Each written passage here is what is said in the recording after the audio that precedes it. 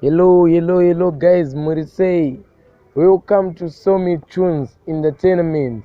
Kana wangosati wa subscriber, ibva wangobaya button subscribe, then o like, we share video, ukomenda. Nyaya nayo nhasi. Mwe munhu akangondona mutaundi, onzati shambani, ndaona chapola. Aunditola pikicha pata. So inini ndinobuda papikicha. Asi zvinoita munhu yandizizive. Freeman afambire nkhani yake, akakule nsalu yevashavi, vavhimi, nokuti ari kudiwa kumadzitateguru. Ende azive kuti akabva akuna zimu danso yechirungu. Angaimbe angaite sei. Ende futi vanhu vese vanotaura kuti mwana is a robber. Saizi yake yaka anoroba ndiwo kufungidzira kuita vanhu but alhamdulillah asi nyaya yake takaita mudani muno anobuda nokuti kupara mhosva ko munhu kana ukashamwadzana nemunhu usingamuzive zvakafanana nemudani majapola. Nasi munouya munhu Mbavha eti beta ajapola neglass anotoziva kuti iwe siya kuba. Ko manje muimbi anoziva kuti munhu andikuitana neMbavha. Ko kana akawirana nayo Mbavha yauya yabhadala yapinda mubhende angamanyise Mbavha. Alhamdulillah. Freeman anoyambuka here panyaya dzakedzi. Mbavha ndiyo yakawaniwa.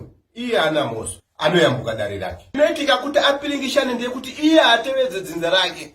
Chakamugara ndo chiombe. Alhamdulillah. Asi dare iro rakazorinzwa achaziva kuti achapola vakataura kuti inini Freeman anza handisi kutya dzimu nokuti dzimu rekushava ndo rakamugara. Alhamdulillah. Amacheso akapedza achisare. Apedza kuimba bendi. Anenda kundozorora, azorora anenda kuti tateguru maita basa, varidzi venzvimbo, tafara, tatandara, munyika muno muvazukuru vandifarira nokuti ndoza macheso. Ndosaka macheso anotaura kuti kana zvishupe zviite sei. Ndinoimba kusvikira Mwari vandinzwisisa.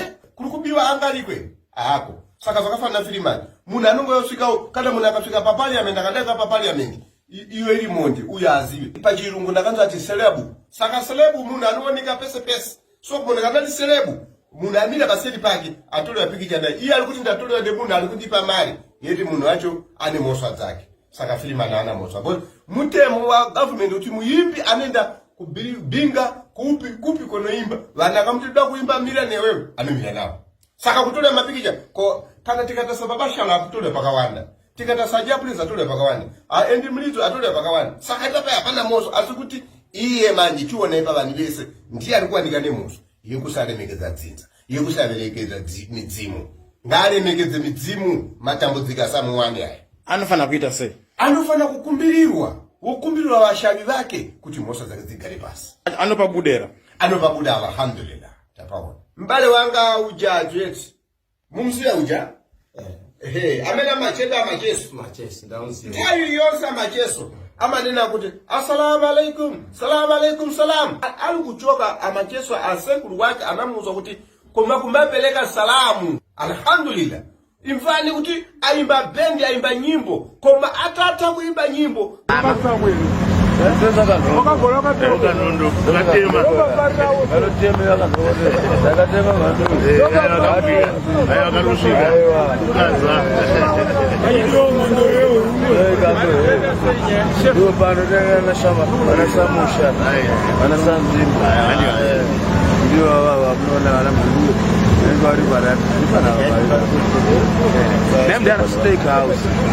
ndinoona pese pamunoridzira munotambira zvine chivanhu zvine tsika nechishona makuenda futi hamuende musina kuoneka. Ndoona muchivatenda muchiuchira zvinorevei? Kana wambosvika wagogudzoka unozobuda sei kuenda kunge mvura inenge kana yaenda. Zvawaenda pakutanga ndovhakaita